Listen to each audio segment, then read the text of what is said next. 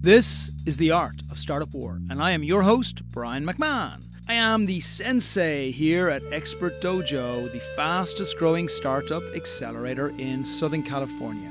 Now, in the first 2 seasons, we answered your questions about how to find investment for your business. We brought in the most accomplished investors in startup in America.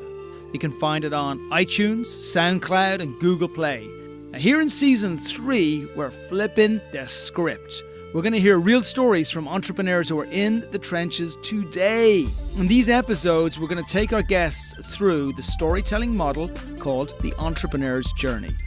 We'll hear about what sparked their call to entrepreneurship, help they received along the way, forces they overcame, dark times and revelations. So join us every Tuesday, 10 a.m. Pacific Standard Time. Start the week a smarter entrepreneur. Good morning, it's Tuesday, it's 10 o'clock in the morning. You got Brian back here again from Expert Dojo. I have an amazing entrepreneur for you today. I have my really good friend Stephanie from BUENA, and we are going to talk about how you take a business. I think actually this is even more fun than that. It was an epiphany for me the other day. This is a generational gap. At least in my mind, I want to talk about it a little bit, but in my mind, it's a generational gap. It's something which wasn't that broken, like this particular solution to this problem wasn't that broken for older folk, right? People who are maybe over 40 or 45 or so, because they kind of had their way of doing it. But for younger folk, the old model doesn't work in any way, shape, or form. Is that fair? Yeah, and it's the old model of how we communicate. And I mean, we're leading with the niche of travel and entertainment and restaurants, and the technology we're building could be used across different consumer platforms. But if you strip away all of the niches and all of the details, it's really about the way that we communicate. Yeah. Celebrities are different than they were 20, 30 years ago because any person that's interesting, that knows how to tell a story, can create a community. The way that we actually communicate is different, right? Back in the day, you watch TV, you listen to radio. Now you're watching YouTube and listening to podcasts. And unfortunately, while these things have really changed, there are things that haven't changed, which is, what do we do with all of the social media content and all of these people that have a story? What's the next step for that community? Yeah, and it's interesting because remember when you and me were chatting, and I've looked at BUENA top to bottom. I believe it's one of the most disruptive and revolutionary companies in its space. And when we first had our conversation, I was looking at it and you said, the travel experience is broken. Now, as somebody in his 40s, I think, well, I don't know. I do travel, and if I want to book a flight, I go on a Priceline or I go on a Travelocity and I just do it. And then you said to me, no. For someone who's 15, 20, 25, 30, 35, there are about 5 separate pieces that are all equally important in the travel experience. Like booking previously, especially if we go back 20 years ago, you couldn't even book online, right? So just booking online on its own was such a huge innovation at that time. But today, the travel experience of booking is the social experience of whatever your friends are going to go through. What do they like? Where are they going? What are their experiences actually like? It's the review experience that previously we have to go offline to Yelp and other places as well, because you want to understand beyond your friends, who else is particularly booking that experience, whether it's a flight to Jamaica or whether it's just going to see the waterfall in Niagara Falls. And you want it in an area that it's trusted. And then you actually have the booking experience itself. And then you have the after booking experience, which is not just where do you store your photos and your experiences and everything, but how do you share those with your friends? So it's become this entire life cycle of the actual arranging of the experience, which has gone way past where it was before. And the more you said that to me, I probably botched this, right? But the more you said that to me, the more I thought, there's not a single platform in the world that does this. There's about 40 platforms that do it in segmented ways. Facebook and Twitter and Instagram, they do some of the social, and Yelp and those people do some of the other things. But there's no one platform that allows you to manage that whole experience in one place. Well, first of all, How'd I Brian, do? you're amazing. I did want You to have say, to say that because hey, it's only the no, start no. of the podcast. I just cut it off right from here. No, I'm really grateful for you and for Expert Dojo. And, again, thank you for having me and for spending so much time really looking and listening to what we're doing, because that's the first step.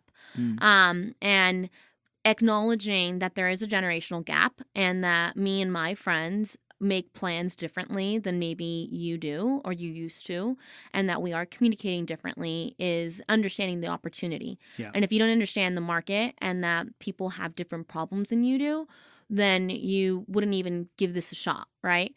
And so back in the day, I remember like when I was in college, I walked to class. I went to UCLA, let the record show that I wore high heels every single day and walked from the apartments to campus in high heels like a proud Latina daughter. And like I have 6 students on our team. We pay them $15 an hour. They're spectacular, all stars. And they bird. And before they were birding, they were Ubering. I didn't have Uber when I was in college. I didn't have dating apps when I was in college, right? And so people change, and we have to kind of keep up to fit those needs. The reason why someone is getting an Uber instead of a taxi is because you're creating user convenience. Yes. The reason why you plan and book with Buena is because we're creating user convenience and we're leveraging trust of the people that you already know and follow. Your friends from college, your colleagues at work, that influencer that has 1 million followers that you're like, oh my gosh, like, does she even have a job? Which she does, by the way. But you're aspiring to do things because of people. And technology, when you talk about technology, when you talk about business's opportunity, everything strips back down to real people, the individuals, the time they're going to spend with other people, wanting to get the most out of their money, wanting to get the most out of their marketing budget. Right? So the consumers, the promoters, the brands, it's all real people that are trying to do what's right by them. And Buena is a platform that brings everybody together and makes that really easy. And it's not that you can't book a flight to the Bahamas, but right now you can't go on Priceline and see which of your friends have been to the Bahamas, where they went when they were there, which influencers that you follow when they have that beautiful video, and it's like it looks like a music video, not like a recommendation for things to do. Yeah, right. Right? It's like this super pretty romanticized, like here's wind in her hair and she's going to this hotel and this beach, and you're like, where is it? Because I want to go. Yeah. And people want to go and do those things. Classic. You work so hard for your money and for your time off, particularly in the U.S. One of the problems that I have with American culture is that we glorify busy. Yeah, you're not wrong. And so if you don't work overtime, you're considered lazy. Yeah. If you're not taking late night meetings, if you're not networking, and one of the things that I loved from traveling was meeting Australians and people in the UK and people in France and people in South America that want to prioritize wellness, mental health, culture, and experiences. And that's something that we value at Buena, and we show up to work every day to build out this technology to make it easier for millennials and Gen Z and our priorities, which are that we want to get offline. We spend too much time on the internet. We want to use the internet. We want to use social media to actually do things in real life. Yeah, I love that. You actually brought up, I want to go to your background in a second, but you brought up something really, really, really interesting in this conversation, which is kind of an epiphany to me. And you mentioned it right at the beginning, which is that we can predict the great companies of the future if we understand the changing face of communication. So communication 40, 50 years ago was all face-to-face, right? People would just sit and they would chat and there would be a bunch of people around. And everything in that space that wasn't going to be innovative was going to be based on face-to-face communication. However, if somebody at that time could have predicted that Alexander Graham Bell was going to come out with his great invention and suddenly you were going to be able to communicate with way more people, or you were going to be able to communicate more efficiently with the people that you were with, then they would have been able to see 10 years of incredible innovation. And then if we fast forward it to smartphones, texting, and then even fast forward that further to actually the interactions that people have online, which don't have anything to do and actually a great example is probably Apple are not even a phone company anymore. They're a camera company, right? And if we look at the games that are online, they're not gaming companies. They are communication companies for people to be able to communicate where they're on. So your whole discussion, and I think where Buena fits in so beautifully, is that you are the future of communication. You've seen what 10 years in the future looks like for people to be able to understand the experiences they have. And then you've captured all of that into an app to make it simple to do it all on one platform. It's very cool. Thank you. Yeah, I really like it. I only just got that when you said it, future communication. You can kind of predict Brian's everything. next platform, you're going to be like, from podcast to Pinterest quotes. I'm like, there. This podcast is so over. It was so last year. We're finished. But I think the fact that we're in a fridge with eggshells on it makes it kind of futuristic as well, right? I like it. I like it. You know what? And you're a problem solver, and I am on board with anybody that can see a fridge and see a podcast recording studio out of it. It takes one to know one. Yes. So let's go to your background, because you're a beast of a brander, which is going to tie directly in to how you've made Buena so beautiful and so is the user experience so awesome. Yeah, so I would like to say that I think I'm very lucky in that my upbringing, I got to live in a way that other people didn't, which made me look at problems in a different way and be very resourceful. My mom had me when she was 16. I was the first person in my family to go to college. I had very little room for error. And because I was very committed to working very hard and working smart, and I started a tutoring program when I was in elementary school, and then I started a tutoring program when I was in middle school, and then by the time I got to college, I was starting nonprofit organizations, and I was always really busy because I wanted to stay out of trouble. Yeah. And that's what my mom told me. I should have done that. Right. And so I think that I almost have like a privilege in that I didn't get a lot of things that other people did, which means that I got to come up with alternatives. And by the time I was in college, I was also paranoid that I wouldn't get a job after graduation, because you don't know. I mean, when you're a kid, even when you're in college, if you don't have the right mentors and advisors, the career world's very intimidating. And so I was always really interested in tech. I tried to start a travel startup my senior year of college, and I was introduced to some of the accelerators because it was like super easy back then to get a meeting with someone, and they tried to poach the engineers. They didn't see a space for the entrepreneur just yet. I mean, there were so little engineers in LA. It was just like, engineer, I want that one, and I didn't even get the benefit of a doubt of being like, this is true. Like you can help with social media or community, because people weren't thinking about that yet. And so I had an entrepreneurial calling, and I had a desire to be creative. Before that, I'd only worked for corporations. So I did live entertainment marketing at AEG at the Staples Center, at Live Nation. I worked for a lot of the corporate entertainment companies here in LA. But this gave you a great grounding yeah. for what travel experience, it's not just travel, but what the entire experiential universe looks like. Well, for marketing experiences, that's important. But also, I was at the right age at the right time when social media was born into advertising. And so I was with the VP of marketing at Live Nation, and he was like, how do we get Facebook likes? Like, that's your intern project, right? And so that's definitely changed. But I was born into and professionally raised with social media. Yeah. And so when I decided to take a one-way ticket to Australia. And it's very hard to learn this. I remember I did a talk at a conference once, 4 or 5 years ago, and there was a bunch of old fogies, which is generally the marketing departments right back then. And we were talking about authenticity, which is really the home of social media. It's where it all started, right? It's about the more authentic you are. And they would say, well, what tips would you give us to be authentic? So oh my gosh. It's like, so you just know that, you're never going to learn this. You need to bring a new generation of people in whereby it's natural. You can't, this is not something you can get off a sticky. Social media is a conversation, Yeah. right? If you're not talking to your customer and you're not listening to them on social media and you're only trying to sell them something, you're not going to have that. There's no conversation that works when someone's just yelling at you. Yeah. Right. And brands from the beginning had a really hard time with social media because they were used to advertising. They weren't used to community. Community is something that millennials brought into marketing, Yeah. right? And so I ended up, long story short, I bought a one-way ticket to Australia, and because I couldn't work corporate there, I took a startup as a client.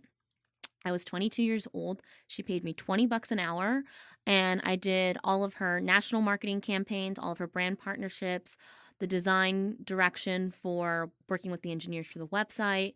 Um, Awesome. and I mean, it was great because she let me travel. And so I was working remote, and I traveled to 24 countries. I paid for it myself. I thought I was this big badass because that's what you think when you're 22 years old and you're Oh, that's traveling. okay. You still think it when you're older too. If you're I me. think I've been humbled a lot since. And so I ended up moving, like traveling around the world, and I wanted to start my own company. Yeah. I'd seen somebody do it. It was tangible. It was real. And so originally Travel Break, which is my first brand, was a marketing campaign for a travel app. And within a couple months, I very quickly realized that there was no product market fit for what I was doing at that time. Um, and that I should not build out this product, this technology.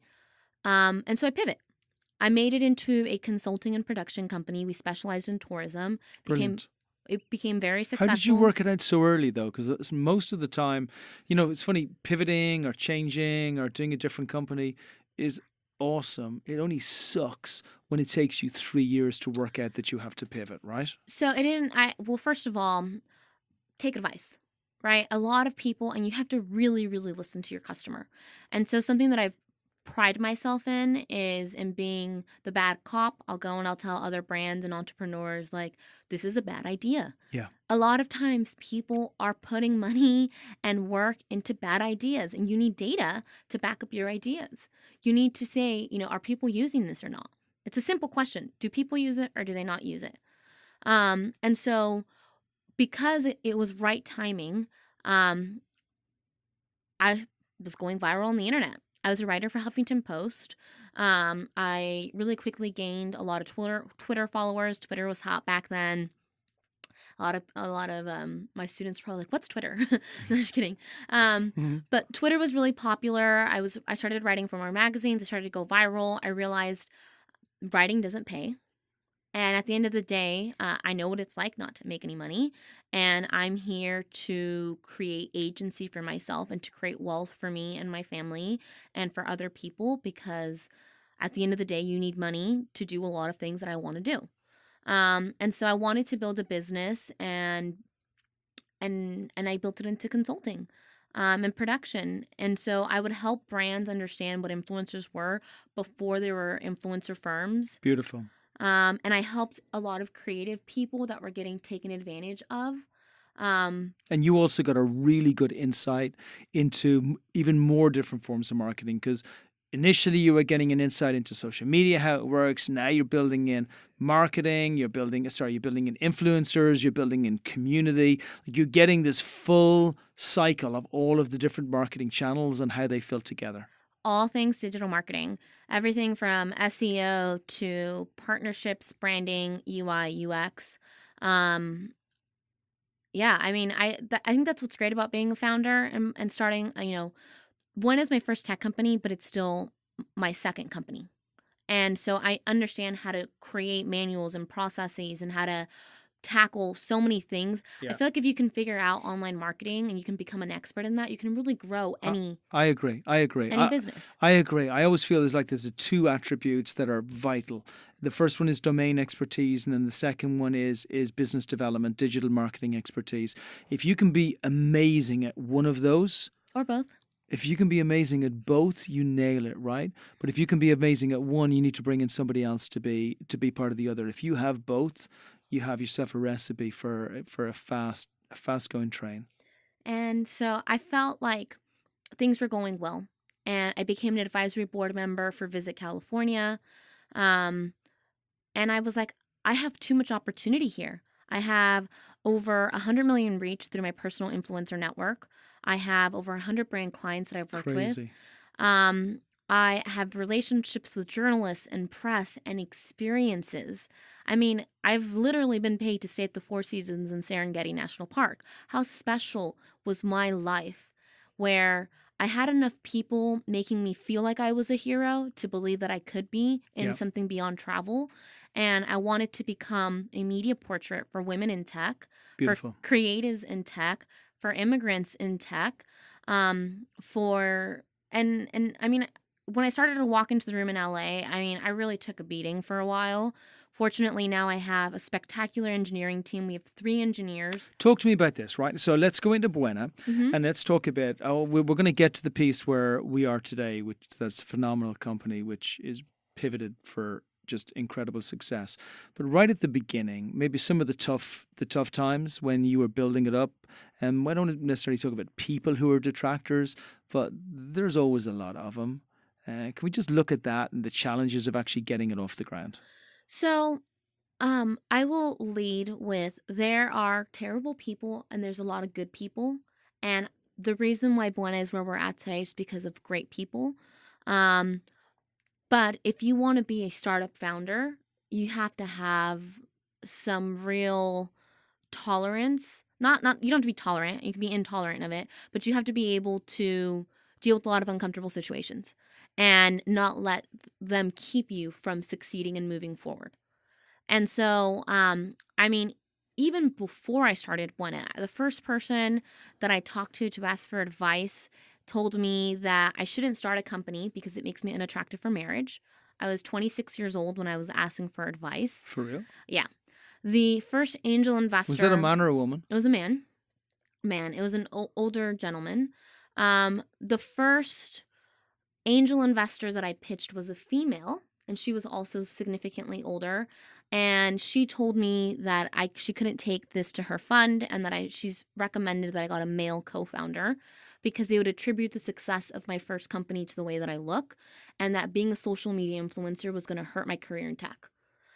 Which was very discouraging. I mean, obviously, Wow. that's not the kind of person I want to make money. So you move on and then you find someone else. You're also feeding into a really corrupt and broken system that's been around for a long time. So, it would be sad if what she was saying was just because she was bigoted and unfair and felt terrible about the world and wanted to project it onto you. But actually, in many ways, what she's saying is correct about the industry that she's in. Like if we look at Silicon Valley and how Silicon Valley's been built, it's been built on overprivileged, preppy, blonde, 22-year-old boys whose mammy and daddies are incredibly privileged. Like, unfortunately, we look at every company that they go through, and it's not because they're any more brilliant than anybody else. In fact, they're probably easier to control. But it's just a pool that they fish in. And I don't. So think, you're I don't breaking think that it's- mold. And I don't think that it's even done on purpose. I think that, Well, in I my don't know. opinion, so there's a lot of people. I mean, there's been engineers that I don't work with because they decide to make comments about my legs. I'm like, if I can't leave you in the room with a woman on my team, we're not going to hire you. And one of the first things that we tell our entire team, whether it's an advisor, an investor, an intern, or a team member, is that there's nobody that's more important than your safety. And there's no partner, no investor, no like person that is more valuable than you and your safety. And so that's something that probably a lot of engineers don't have conversations with. A lot of founders, they don't think about problems the way that I do because they don't have the same experiences. But You know what I like though? So everything we represent, which is why we love having you a part of the dojo, is amazing entrepreneurs with groundbreaking ideas that are challenging the norms, right? Whatever it is, whether it's the electric cars for under 10K, which are beautiful, or whether it's Shipsomnia with what they're doing within entertainment, or the domes, or the food, or anything, right? And I see Buena exactly in that space. Now, 10 years ago, I would have been skeptical as to my or our ability to be able to impact the result. because Silicon Valley was so entrenched and it was so difficult to break through that male-dominated ecosystem where they just decided who the winners were going to be way before the race. But it's changed. And it's changed because there are now new players in the races. There are now new investors who are creating new funds which are looking for very similar type people to me. And I see investors out there, people like Jessie Draper, Tim Draper's daughter, where she only invests in women-owned founders. And women-owned companies. And I was talking to her last week, and we both agree on this. Like, we love women founders because they're better. Well, you have to be tough. If you're still here, and I say it because there's a lot of online groups for women founders, and everybody will come up and they'll tell their story. And it's sad every time. It's never less sad. And I always tell them the same thing. You're going to, no matter if you're a male or a female, if you have a powerful company, people are going to take a stab at you. And so just remember that you are tough and that makes you a great CEO, and that's going to make you a great leader. It means that your company is going to go far because you're not going to be afraid because it's the first time you hit adversity. Boom. Mic drop. So that was a cool, difficult experience just to get started because it's true. Right. And there'll be a bunch of women. There'll be some guys as well, by the way, who don't come from those privileged backgrounds who were like, dude, I went through exactly the same thing. Yeah. But it was hard. But it didn't matter to you, right? Because I know this with you.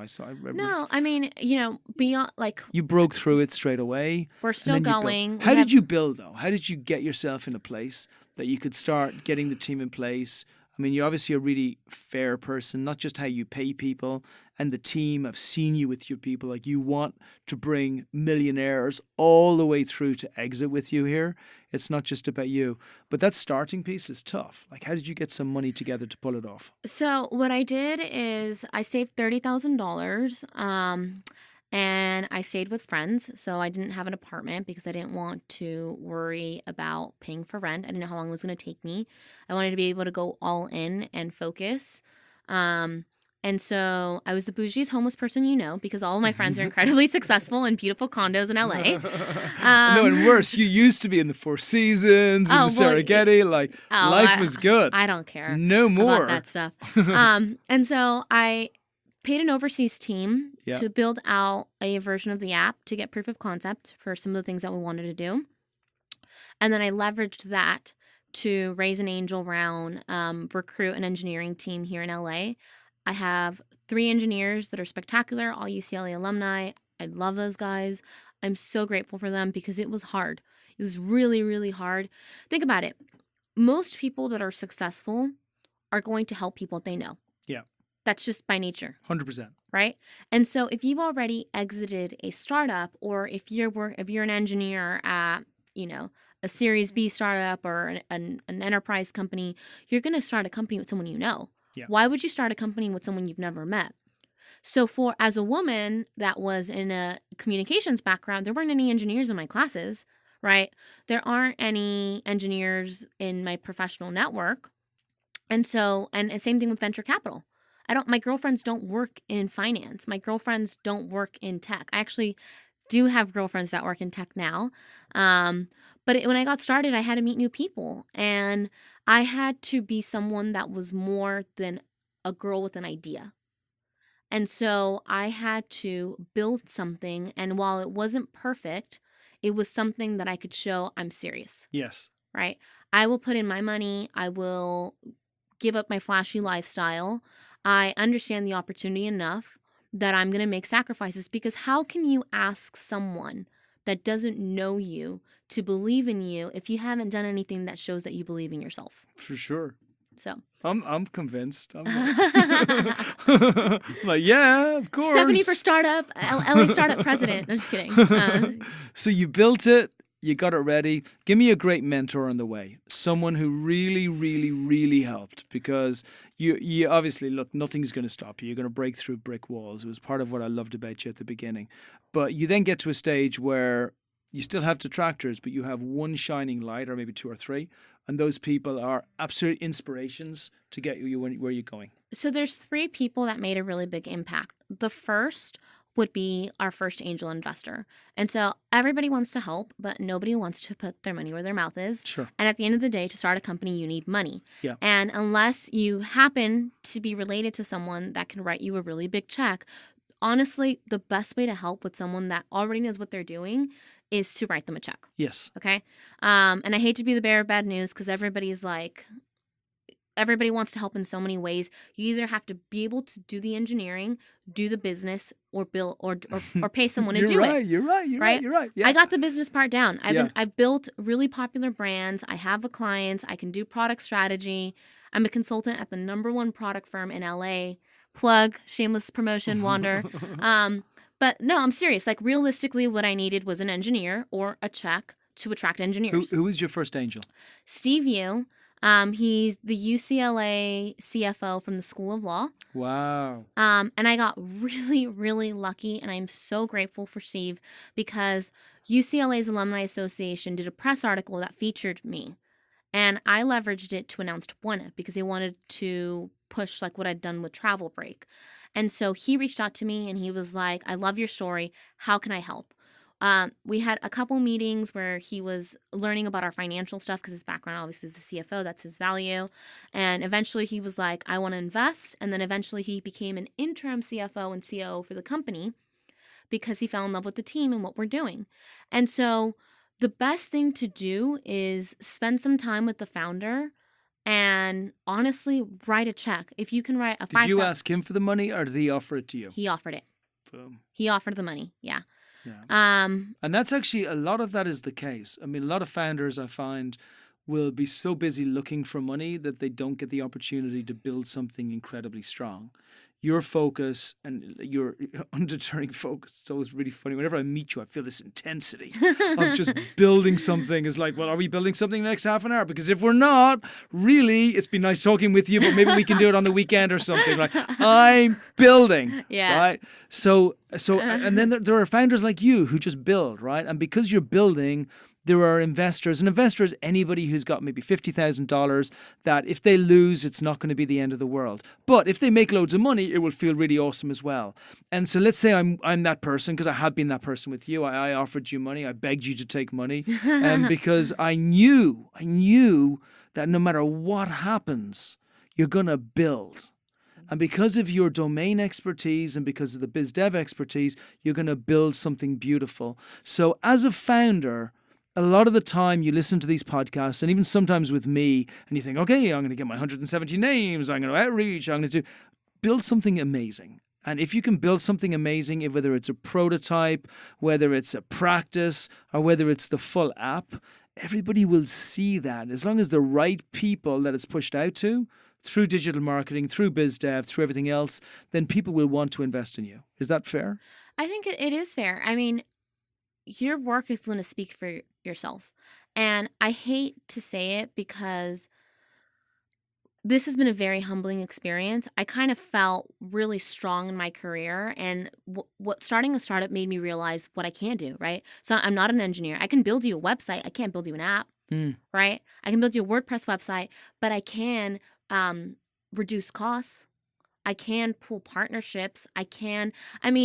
Before I even had raised any money, I taught myself WordPress so that we could have a landing page, so that we could acquire users for a wait list without even having an app. I actually got CNN to film a segment of our app before I had an app.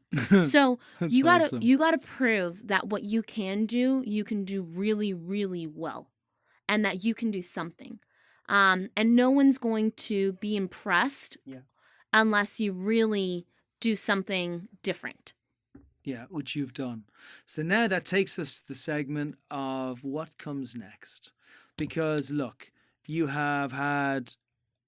raised money, you've built the first part of the app, you have the entire user experience nailed down, you have investors wanting to give you money, including us.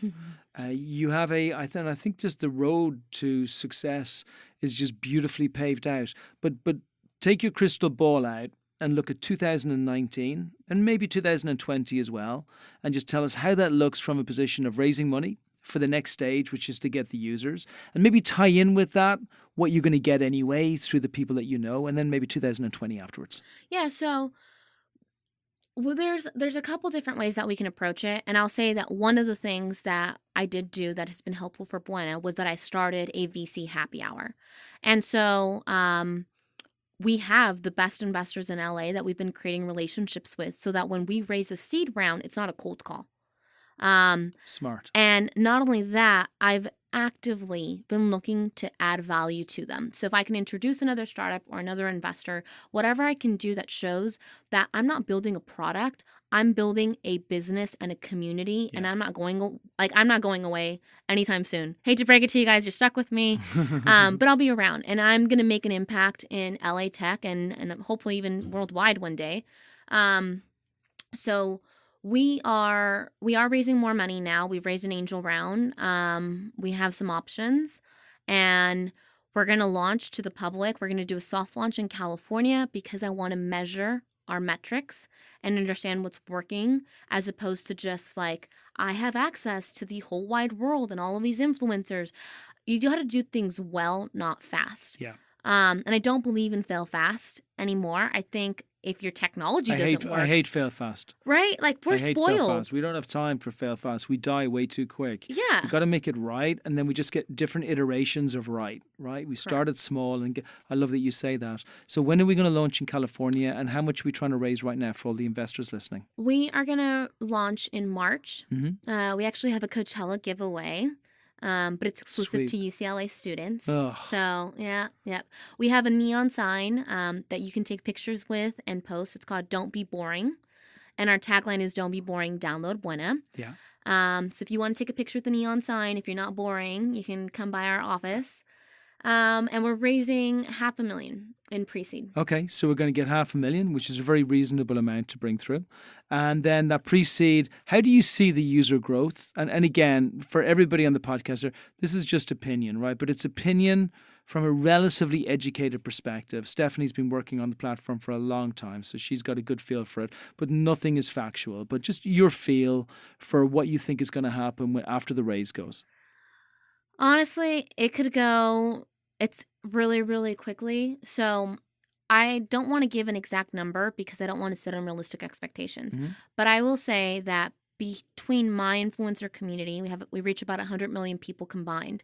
For each time those 500 influencers shout out one time, it's the equivalent of 1.5 million in ad spend that we have without even raising a seed round. Wow. So there's going to be the equivalent of millions and millions of dollars in ad spend pumped into promoting our app for free because I found a solution to their problems. And I'm going to take care of the creatives in our industry in a way that influencer agencies did not, because we're not an influencer agency, but we're here to take care of everyone.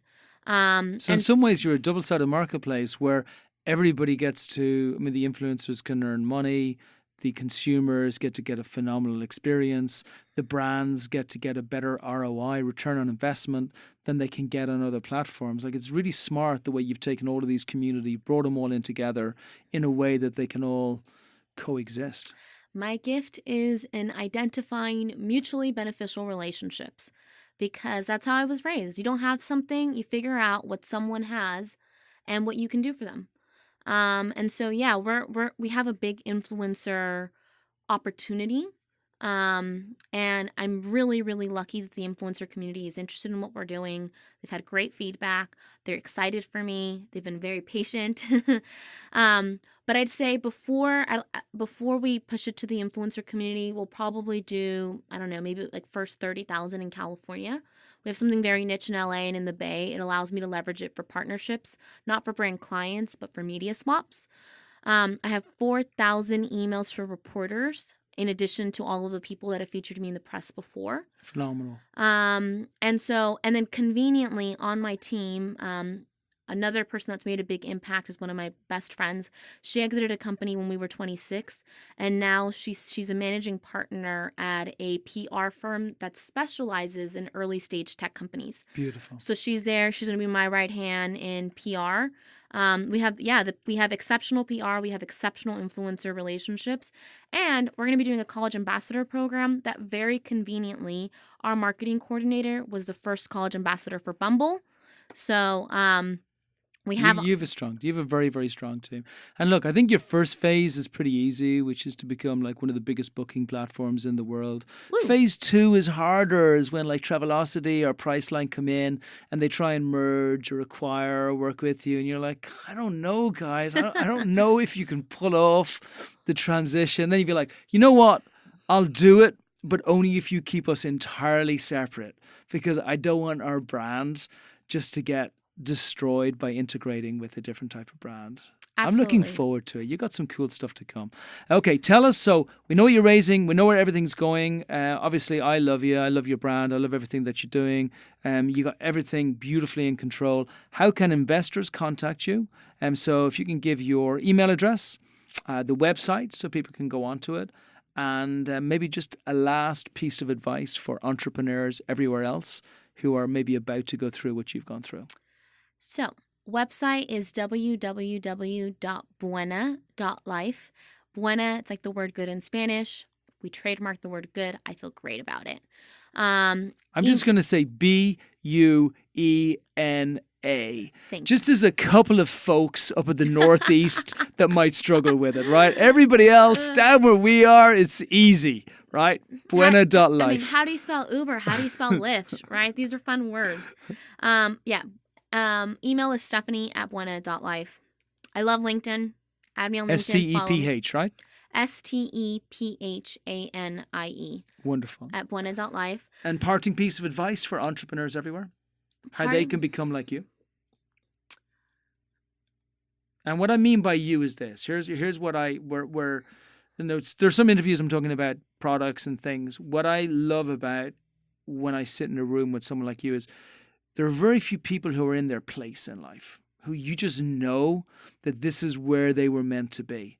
And it doesn't mean that things are not difficult. It doesn't mean that you don't go to bed late in the evening after working hard on a Saturday night till like 2 a.m. while your friends are calling you from the bar and you're like, no, I got to, get my product ready. It just means that you seem in a really, really, really comfortable place to be able to make this a success. And whether that's something that you've like trained to get yourself ready to do, or whether it's something that's very natural, it puts everybody around you in a place of ease that you're going to be successful. So I'd actually like if you could focus on that. Like, how can people create that for themselves? I think the first thing is to find a way to add value to everyone else, right? So when I think about Buena, I found a way to add value to consumers, the influencers, and brands in a way that nobody had tried to tackle, looking at how they could help each other, right? Same thing with investors or with my team. What can I do for them? And if you find a way to add value, everybody's going to love you and want to add value back. And that doesn't mean that there won't be the occasional person that will try to take advantage or that's shady. And you'll learn to identify those. But if you just remember that despite all the terrible people, that there's a lot of really good people, a lot of good people that you can help and that want to help you, it's going to shape your perspective. And the best thing you can do as a founder is start your morning with a happy and healthy and taking on the world perspective. It's beautiful. And I still have my pay it forward bracelet, which you can see here, which I had at the beginning, but you've kind of taken that a step further. You've taken it to like value it forward. Value it forward. Do you like that? I like that. I may have given you something that you'll Pinterest use. quote. Pay it forward's gone. Value it forward, which is true, because paying it forward is just randomly helping people for the sake of helping people. Value it forward, I suppose, is making sure the value proposition's in place for everyone. I'm going to give you a quick tip for the podcast. Mm-hmm. Pinterest is the number one driver of traffic to websites. And Pinterest is particularly strong for quotes.